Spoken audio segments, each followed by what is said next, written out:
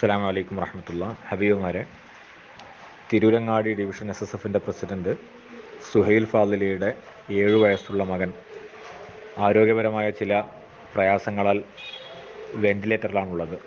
നിലവിൽ ഇന്ന് ഇൻഷാ അല്ലാഹ് മെഡിക്കൽ കോളേജിലേക്ക് മാറ്റുകയാണ്. അല്പം സീരിയസായ ഒരു വിഷയമാണ് എന്നാണ് ഡോക്ടർമാരൊക്കെ പറയുന്നത്. ഇതുവരെ തുള്ളിച്ചാടി നടന്ന നമ്മുടെ മഴവിൽ സംഘത്തിൻ്റെ ഒരു കൂട്ടുകാരൻ പെട്ടെന്നുള്ള ചില അസ്വസ്ഥതകൾ കാരണം വലിയ പ്രയാസം നേരിടുകയാണ്. ആ കുഞ്ഞുമോൻ എത്രയും വേഗം ശിഫയുണ്ടാകണം. ഇൻഷാ അല്ലാഹ് അള്ളാഹു എളുപ്പത്തിൽ ശിഫ നൽകട്ടെ. നമ്മളെല്ലാവരും ഒരു 7 നാരിയത്ത് സ്വലാത്തെങ്കിലും ചൊല്ലി ആ മഴവിൽ സംഘം കൂട്ടുകാരന് വേണ്ടി ദുആ ചെയ്യണം. ആത്മാർത്ഥമായി ദുആ ചെയ്യണം. ആ പ്രയാസത്തിലുള്ള കുട്ടി എല്ലാ പ്രയാസങ്ങളും പ്രശ്നങ്ങളൊക്കെ ഇല്ലാതായി നല്ല റാഹത്തോടെ സന്തോഷത്തോടെ സജീവമായി ഇനിയും ജീവിതത്തിലേക്ക് തിരിച്ചു വരാനും പഠനത്തിലും മഴവിൽ സംഘത്തിൻ്റെ പ്രവർത്തനങ്ങളിലൊക്കെ വ്യാപൃതനാകാനും നല്ല റാഹത്തോടുകൂടെയുള്ള ജീവിതം ഉണ്ടാകാനൊക്കെ എല്ലാവരും ദുആ ചെയ്യണം.